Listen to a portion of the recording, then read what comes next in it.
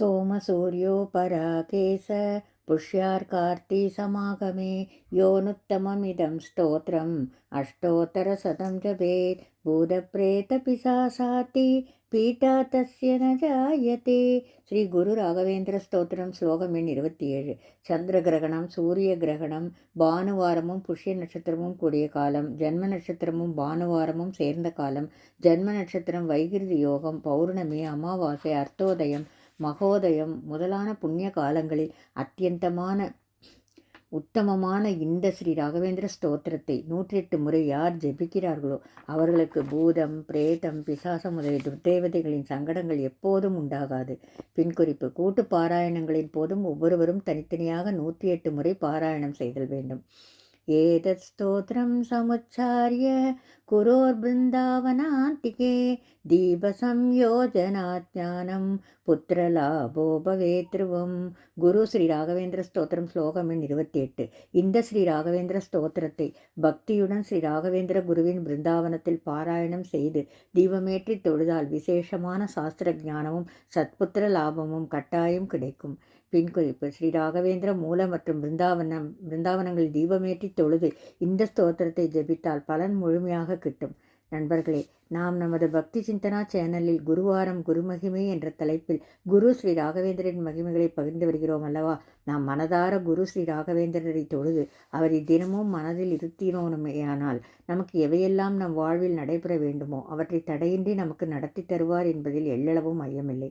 அவர் மேல் திடபக்தி ஒன்றே முக்கியம். நாம் இந்த வாரமும் அவரது சில மகிமைகளை நமது பக்தி சிந்தனா சேனலின் 131வது வீடியோவின் மூலம் காண்போம் வாரீர். சென்ற வார தொடர்ச்சியாக ஸ்ரீ PR ஸ்ரீனிவாசராவ் தம்பதியர் தம் குழந்தையோடும் மன்னி கல்யாணியோடும் மந்திராலயம் சென்ற போது நிகழ்ந்த ஸ்ரீ குரு ராகவேந்திரரின் மகிமைகளைத்தான் நாம் இன்றைய வீடியோவில் காணப்போகிறோம்.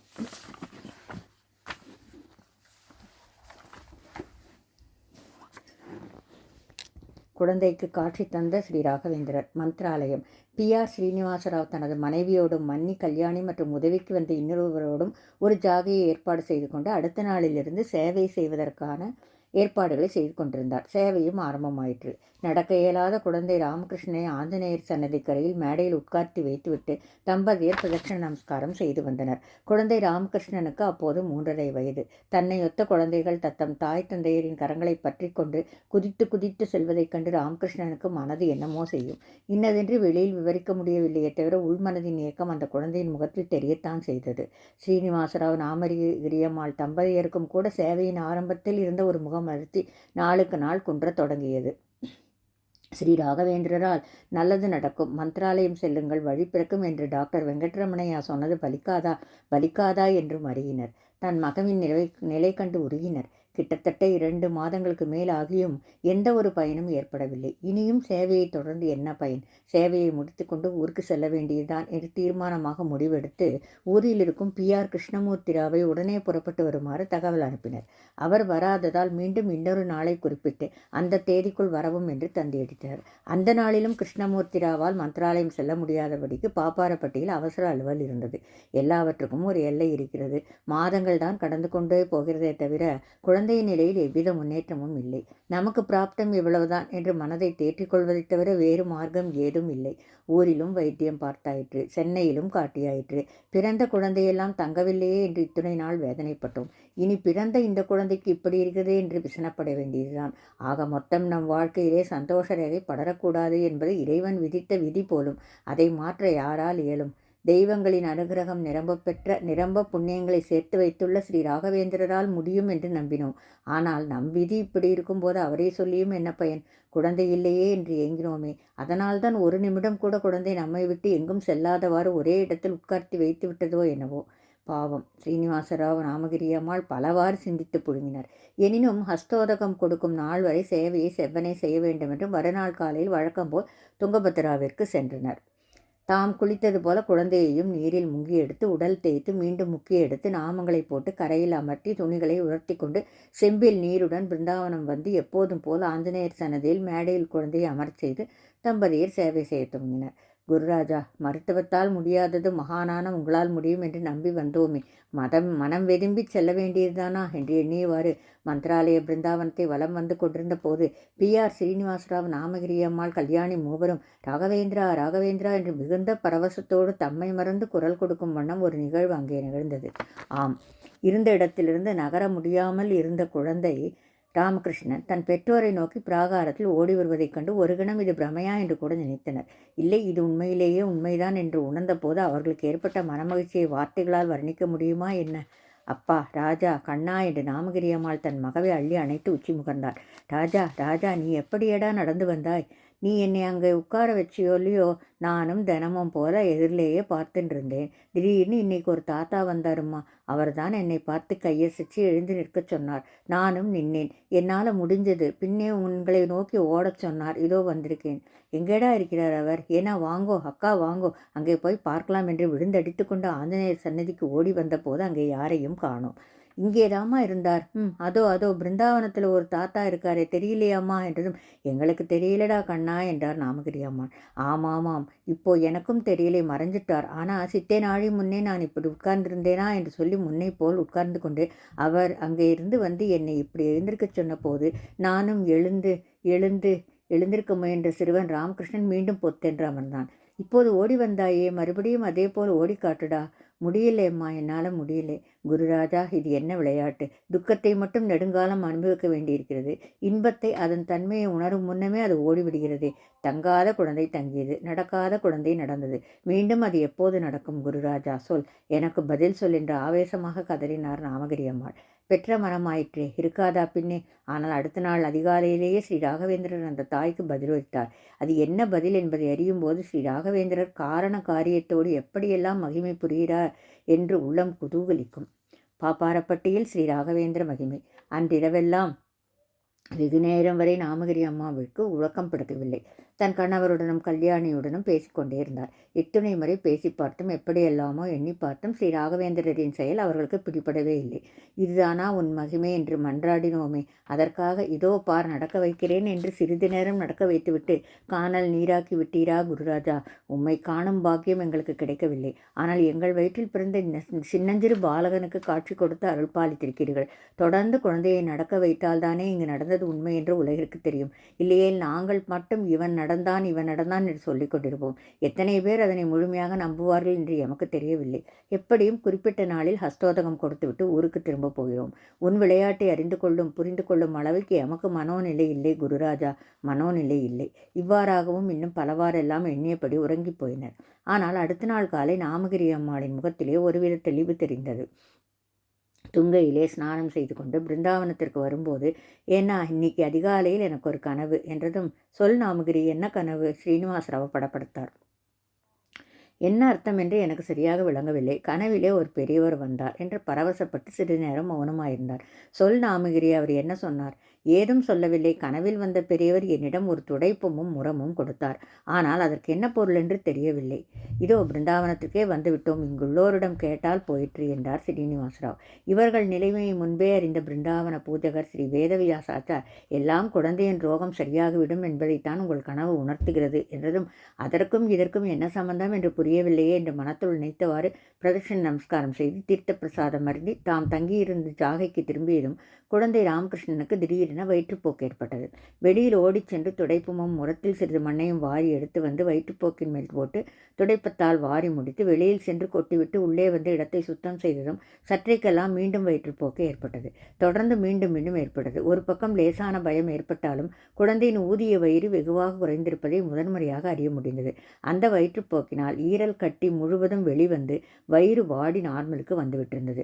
கனவிலே குருராஜர் துடைப்பத்தையும் முரத்தையும் கொடுத்து இதற்காகத்தான் போலிருக்கிறது என்று தன் கணவரை ஏறிட்ட போது இவரைப் போலவே ஸ்ரீனிவாசராவ் விழிகளிலும் ஆனந்த கண்ணீர் ததும்பி நின்றது. உடனே இந்த மகிழ்ச்சியான செய்தியை பாப்பாரப்பட்டிக்கு தெரிவித்து கிருஷ்ணமூர்த்திராவை புறப்பட்டு வருமாறு தந்தி கொடுத்தனர். வந்ததும் ஹஸ்தோதகம் கொடுத்து விடலாம் என்றும் தெரிவித்திருந்தனர். குழந்தைக்கு ராயரின் அருளால் குணமான செய்தி அறிந்து சந்தோஷித்து அந்த பூரிப்பில் இம்முறை P.R. கிருஷ்ணமூர்த்திராவை மந்திராலயம் அனுப்ப மூத்தவர் P.R. அச்சுதையர் ஏற்பாடுகளை செய்யலானார். கிட்டு, உன் மனைவி கல்யாணி தனியே அங்கே சேவை செய்கிறாள். ஹஸ்தோதகம் தருகும்போது உடனிருந்தால் நல்லது தானே. சென்று வா என்றார் அச்சுதையர். சரி அண்ணா, நாங்கள் குறிப்பிட்ட நாளில் கிளம்புகிறேன் என்று சொல்லிய கிருஷ்ணமூர்த்தி மந்திராலயம் செல்வதற்குள் முடிக்க வேண்டிய தனது அலுவல்களில் மூழ்கலானார். எல்லாம் நன்னா முடிந்தது. ஆனாலும் மன்னி, நாளைக்கு ஹஸ்தோதகம் தரப்போகிறோம்னு முன்கூட்டியே அண்ணாவுக்கு தெரியப்படுத்திட்டோம். ஆனால் இந்த 3வது முறையும் அவர் வராமல் இருந்து விட்டார். பாவம், என்ன ஜோலியோ என்னமோ என்று தன் அண்ணா கிருஷ்ணமூர்த்திராவின் மனைவி கல்யாணியிடம் கூறினார் ஸ்ரீனிவாசராவ். பின்னர் மந்திராலய பிருந்தாவனத்தில் ஹஸ்தோதகம் கொடுத்துவிட்டு அனைவரும் மனநிறைவோடு பாப்பாரப்பட்டிக்கு திரும்பினர். மந்திராலயத்தில் நடந்தது எல்லாம் இவர்கள் கூற அச்சுதையர் உள்ளிட்ட அனைவரும் ஆவலாய் கேட்டுக்கொண்டிருந்தனர். அவர்கள் முடித்ததும் அச்சுதையர், ஸ்ரீனிவாசா, கடைசி முறை கிட்டுவை மந்திராலயம் அனுப்புவதாகத்தான் இருந்தேன். இவனும் மறுநாள் புறப்பட இருந்தபோது வரவேண்டாம்னு உத்தரவாயிடுத்து. என்ன சொல்றேன், புரியும்படியாக சொல்லுங்கோ. மறுநாள் காலை புறப்படுவதாய் இருந்த கிட்டு விடிந்ததும் அறக்க பறக்க என்னிடம் ஒரு விஷயத்தை கூறினான். அதை நீயே சொல்லு கிட்டு என்று தன் தம்பி கிருஷ்ணமூர்த்திராவை பார்த்தார் அச்சுதையர். அதிகாலையிலே எனக்கு ஒரு கனவு. அந்த கனவிலே வயதான பெரியவர் ஒருவர் கையிலே கமண்டலத்தை ஏந்தியவாறு தோன்றி, நீ மந்திராலயம் செல்ல வேண்டாம், நானே அங்கு வருகிறேன்னு சொன்னார். மறுநாள் அண்ணா கிட்டே இதை சொன்னேன். அப்புறம் சாமி மாமா கிட்டே விவரம் கேட்டோம். அவர்தான் சொன்னார், நீ மந்திராலயம் போக வேண்டாம், ஸ்ரீ ராகவேந்திரரே நம்ம பாப்பாரப்பட்டிக்கு வரப்போகிறார் என்று கிருஷ்ணமூர்த்தி கூறியதும் ஸ்ரீனிவாசராவ் நாமகிரியம்மாள் தம்பதியர் அவரின் கால்களில் வீழ்ந்து வணங்கி, என்ன பாகியம்னா உங்களுக்கு, சேவை செய்தது நாங்கள், காட்சி தந்தது உங்களுக்கு, எல்லாம் மன்னியின் கடின சேவைதான் காரணம். நாங்கள் ராயரை பார்க்காவிட்டாலும் இந்த பொஞ்சு குழந்தை கண்டிருக்கான், இவனை ஈன்றெடுத்ததே எங்கள் பாக்கியம்தானே என்றபோது அங்கே உணர்ச்சி வெள்ளம் சூழ்ந்தது. நாளாக சிறுவன் ராமகிருஷ்ணனுக்கு மெல்ல மெல்ல நடையும் வந்தது. சகோதரர்கள் அனைவரும் நானே இங்கு வருகிறேன் என்று ஸ்ரீ ராகவேந்திரர் சொன்னாரே, அதற்கான ஏற்பாடுகளில் இறங்க வேண்டாமா என்று ஆலோசித்தனர். அதன்படி பாப்பாரப்பட்டியில் ஸ்ரீ ஸ்ரீ ராகவேந்திர சுவாமிகளின் மிருத்திகா பிருந்தாவனம் அமைய என்னென்ன காரியங்களை செய்ய வேண்டும் என்று பட்டியலிட்டனர். முதலில் பிரதிஷ்டை செய்ய இடம் வேண்டும். இடத்திற்கு என்ன குறைச்சல்? நம்ம பீஷ்ட வரதராஜர் சந்நிதிக்கு பக்கத்திலேயே இடம் இருக்கிறதே. நித்திய பூஜைகளுக்கான செலவுகளுக்கு ஏற்பாடு செய்ய வேண்டும். அது என்ன பிரமாதம்? ஒரு நிலத்தை நன்கொடையாக வழங்கிவிட்டால் அதிலிருந்து வரும் வருமானம் போதுமே. சரி, பிருந்தாவன பிரதிஷ்டைக்கு இடமும் நிர்வகிக்கு நிலமும் ஏற்பாடு செய்தாகிவிட்டது. மந்திராலயத்திலிருந்து மிருத்திகை எடுத்து வந்தால் அதை பிரதிஷ்டை செய்ய பிருந்தாவனம் வேண்டுமல்லவா? அதை தயார் செய்வோம் என்று அந்த முயற்சியில் இறங்கினர் அச்சுதையர் சகோதரர்கள். அதன்படி பி.ஆர். கிருஷ்ணமூர்த்தியும் பி.ஆர். ஸ்ரீனிவாசராவும் பிருந்தாவனம் செய்ய ஆர்டர் தருவதற்காக முன்பணத்துடன் பெங்களூருக்கு புறப்பட்டு சென்றனர். அந்த இடத்தை அடைந்ததும் அவர்கள் இருவரையும் கண்ட அந்த சிற்பி, வாங்க பிருந்தாவனம் ஆர்டர் தரதுக்குத்தானே வந்திருக்கீங்க என்று அகமலர்ந்து வரவேற்றார். இவர்களுக்காகவே காத்திருந்தது போல வரவேற்றார். ஆமாம், அதற்காகத்தான் வந்திருக்கிறோம். இதோ ரெடியாக இருக்கிறது, எடுத்து செல்லுங்கள். இவர்களுக்கு ஒன்றுமே புரியவில்லை. பிருந்தாவனம் என்பது கடையில் விற்கும் பொருளா? ஆர்டர் தந்து செய்யப்பட வேண்டுமல்லவா? என்ன பேசாமல் இருக்கிறீர்கள்? இந்த பிருந்தாவனம் உங்களுக்குத்தான். நாங்கள் பிருந்தாவனம் செய்ய சொல்லி ஆர்டர் தர வந்ததெனவோ உண்மை. ஆனால் நாங்கள் எப்போதோ ஆர்டர் தந்து இன்று தயாராக வைத்திருப்பதைப் போல இதோ இருக்கிறது, இது உங்களுக்குத்தான் என்கிறீர்களே. எங்களுக்கு ஒன்றும் புரியவில்லை. எனக்கும் ஒன்றும் புரியாமல் தான் இருந்தது. உங்களை பார்த்தவுடன் தான் எல்லாமும் புரிந்தது. என்ன நடந்தது என்று விளக்கமாக சொல்லுங்கள். பெல்லாரி பகுதியில் பிரதிஷ்டை செய்வதற்காக பிருந்தாவனம் செய்ய ஆர்டர் கொடுத்துவிட்டு போயிருந்தார்கள். நானும் இதோ செய்து முடித்து விட்டேன். நாங்கள் பெல்லாரி சேர்ந்தவர்கள் இல்லையே, பாப்பாரப்பட்டியிலிருந்து வருகிறோம். பெல்லாரிக்காக ஆர்டர் தந்தவர்களைத்தான் எனக்கு நன்றாக தெரியுமே. நேற்றிரவு எனக்கு ஒரு கனவிலே ஒரு பெரியவர் தோன்றி, அடுத்த நாள் 2 சகோதரர்கள் உன்னை தேடி பிருந்தாவனம் செய்ய சொல்லி ஆர்டர் தர வருவார்கள். அவர்களிடம் இப்போது செய்து முடித்துள்ள பிருந்தாவனத்தை கொடுத்துவிடு என்று சொன்னார். பெல்லாரி நபர்களுக்கு என்ன பதில் சொல்கிறது என்று கேட்டேன். அதற்கு, பிரதிஷ்டைக்கு இன்னும் 6 மாதங்கள் இருக்குது, அதற்குள் செய்து விடலாம்னு அவர்களிடம் சொன்னார். முதல்ல இதை கனவுன்னு தான் நினைச்சேன். நினைவில் இது நடக்குமா? மறுநாள் 2 சகோதரர்கள் வருவார்களா? இது எப்படி நடக்கும் என்றுதான் இருந்தேன். ஆனால் உங்களை பார்த்ததும் தான் இது ஸ்ரீ ராகவேந்திரரின் செயல் என்பதை உணர்ந்தேன் என்று உணர்ச்சிகரமாய் சொல்லி முடித்தார்.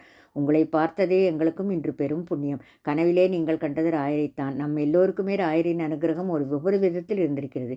என் மகனுக்கு நேரிலேயே தரிசனம் தந்தார். இவரை மந்திராலயம் வர வேண்டாம், நானே அங்கு வருகிறேன் என்று சொல்லி கனவிலே காட்டி தந்தார். உங்களுக்கும் கனவிலே அருள் பாலித்திருக்கிறார் என்றார் ஸ்ரீனிவாசராவ். சிற்பியும் மிக நெகிழ்ந்து பாலக்கோடு வரை ரயிலில் பிருந்தாவனத்தை எடுத்து வந்து பாதுகாப்போடு சேர்ப்பித்தார். பிருந்தாவனமும் வந்தாயிற்று. இனி பிரதிஷ்டை செய்ய மிருத்திகை தான் பாக்கி. அதற்காக அச்சுதையர் தலைமையில் ஒரு குழுவாக சில அன்பர்கள் மந்திராலயம் சென்று அப்போதைய ஸ்ரீகள் ஸ்ரீ சுயமேந்திர தீர்த்தரிடம் நடந்தவற்றையெல்லாம் விளக்கினர்.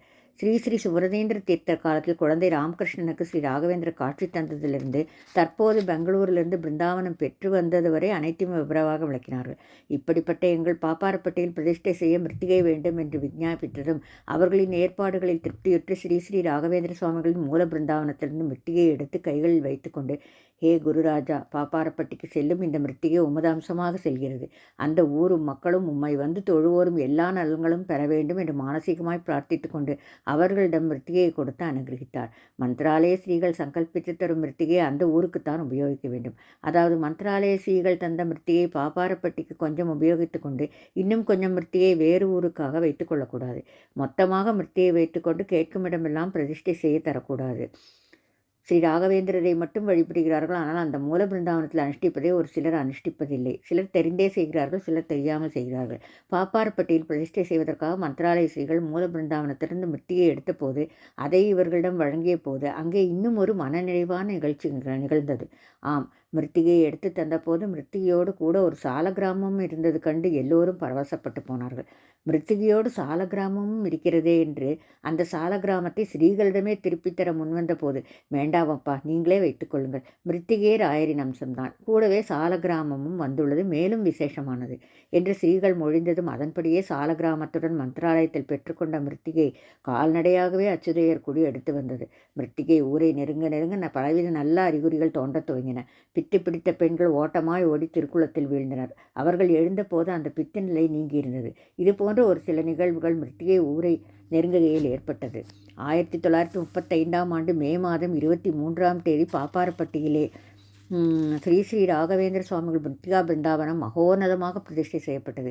மிட்டாதார் குடும்பத்திற்கு அனுகிரகம் செய்து அதன் தொடர்ச்சியாக இங்கே பிருந்தாவனம் அமைந்தது முதல் இன்று வரை ஏகப்பட்ட அற்புதங்கள் பாப்பாரப்பட்டியில் நிகழ்ந்த வண்ணம் உள்ளன. ஈரல் கட்டியால் பாதிக்கப்பட்டு நடக்க முடியாததிருந்து அன்று ராயரை தனது குழந்தை பிராயத்தில் தரிசனம் செய்த ஸ்ரீ ராமகிருஷ்ணன் அவர்கள் தற்போது இருக்கிறார். மகவு இல்லை என்று ஸ்ரீனிவாசராவ் நாமகிரி அம்மாளுடன் உடன் சென்ற கல்யாணி அம்மாளுக்கு இங்கே பிரதிஷ்டானம் ஆன பிறகு பிறந்த குருராஜன் என்பாரும் இருக்கிறார். விரும்பியதை கொடுப்பவர் என்பதை அடைமொழியாக கொண்ட அபீஷ்ட வரதராஜ சந்நிதி வளாகத்தினுள் திருக்குளத்திற்கு எதிரே ஸ்ரீராயரின் பிருந்தாவனமும் ஸ்ரீ மத்வர் சந்நிதியும், ஸ்ரீ மத்வரின் சிலாரூபம் வெகு அழகு. ஸ்ரீ ஆஞ்சநேய மகாபிரபு, ஸ்ரீ ருக்மிணி சத்யபாமா சமேத ஸ்ரீ வேணுகோபால கிருஷ்ணர் சந்நிதிகளும் ஒரே வரிசையில் உள்ளன. சுமார் 800 ஆண்டுகளுக்கு முன்பு மைசூரை ஆண்ட மன்னர்களால் நிர்மாணிக்கப்பட்டதுதான் அபீஷ்ட வரதராஜர் ஆலயம். நீராழி மண்டபத்துடன் கூடிய தப்பக்குளத்திற்கருகே ஸ்ரீ சித்தி விநாயகர், ஸ்ரீ வேதவல்லி சமேத ஸ்ரீ பென்னேஸ்வர சுவாமி, ஸ்ரீ விஷ்ணு துர்க்கை திருச்சந்நிதிகளும் உள்ளன. தற்போது ஆலயத்திற்கருகே மிகப்பெரிய மண்டபம் அழகுற கட்டப்பட்டுள்ளது. ஸ்ரீ ஸ்ரீ ராகவேந்திர சுவாமிகளை சேவிக்கும் சேவார்த்திகள் ஆச்சாரமாக தங்கி சேவை செய்யவும் சுப நிகழ்ச்சிகள் நடத்தவும் மிகவும் சரியான வகையில் மண்டபம் அமைந்துள்ளது. மந்திராலய ஸ்ரீகள் ஸ்ரீ ஸ்ரீ சுஷமேந்திர தீர்த்தர் 21/2/1996 அன்று தர்மபுரி ஆர்வி ராஜா நகரில் நடைபெற்ற மிருத்திகா பிருந்தாவன பிரதிஷ்டையை முடித்து கொண்டு பாப்பாரப்பட்டிக்கு விஜயம் செய்து 2 நாட்கள் தங்கியிருந்த போது இவ்வூர் அந்த கால மந்திராலயத்தை நினைவூட்டுகிறது என்று ஊரின் தொன்மையை பற்றி குறிப்பிட்டு சொன்ன அக்ரஹாரத்தில் உள்ளோர் மைசிலிருக்க கூறினர். இதுவன்றி 30 வருஷங்களுக்கு முன்னால் மந்திராலயம் எப்படி இருந்ததோ அதேபோல் இப்போது இவ்வூர் இருக்கிறது. இதுவும் காலக்கிரமாணத்தில் மந்திராலயத்தை போல் சாநித்தியம் தவழும் இடமாக திகழப்போகிறது என்று ஸ்ரீ சுவாமிகள் அனுகிரகத்தையும் திரும்ப திரும்ப ஆஸ்திக சமாஜத்தினர் கூறினர். முடிந்தபோது ஒரு முறை பாப்பாரப்பட்டிக்கு குடும்பத்தோடு சென்று வாருங்கள். தங்குமிட வசதிகளை பற்றிய கவலையே வேண்டாம். ராயரின் மகிமையால் எழுந்ததுதான் அங்கு எழும்பியுள்ள ஸ்ரீ ஆனந்த தீர்த்த ஸ்ரீ ராகவேந்திர தியான மண்டபம். பல மகத்துவங்களை பெற்ற பழைய பாப்பாரப்பட்டியானது தர்மபுரியிலிருந்து 16 கிலோமீட்டர் தொலைவில் அமையப்பட்டுள்ளது. 12, 12A, 12C, 4A, 4B போன்ற நகர பேருந்துகளும் மாரண்டஹள்ளி, ஹோசூர், அஞ்சட்டி, பெங்களூர் செல்லும் சில வண்டிகளும் பழைய பாப்பாரப்பட்டி வழியாக செல்கின்றன. எதற்கும் பஸ்ஸில் ஏறும்போது பழைய பாப்பாரப்பட்டி செல்கிறதா, அங்கு நிற்குமா என்பதை விசாரித்து ரூட் பஸ்களில் அமரவும். நகர பேருந்துகள் பற்றி கவலை இல்லை. ரூட் பஸ்ஸில் மட்டும் விசாரித்து பயணம் செய்ய வேண்டும். நானே அங்கு வருகிறேன் என்று பாப்பாரப்பட்டிக்கு வந்தது போல தனது பீடாதிபதி ஒருவர் மூலம் தானே நடந்து சென்று பெற்றுக்கொண்ட இடம்தான் தற்போதுள்ள ஹூப்ளி விருந்தாவனம். அந்த இடம் கிடைத்த விதத்தை அடுத்த வீடியோவில் நாம் காணலாம். பூஜ்யாய ராகவேந்திராய சத்யதர்மரதாய ச பஜதாம் கல்பவ்ருக்ஷாய நமதாம் காமதேனவே. ஸ்ரீராகவேந்திராய நமக. ஸ்ரீராகவேந்திராய நமக. ஸ்ரீராகவேந்திராய நமக. நன்றி.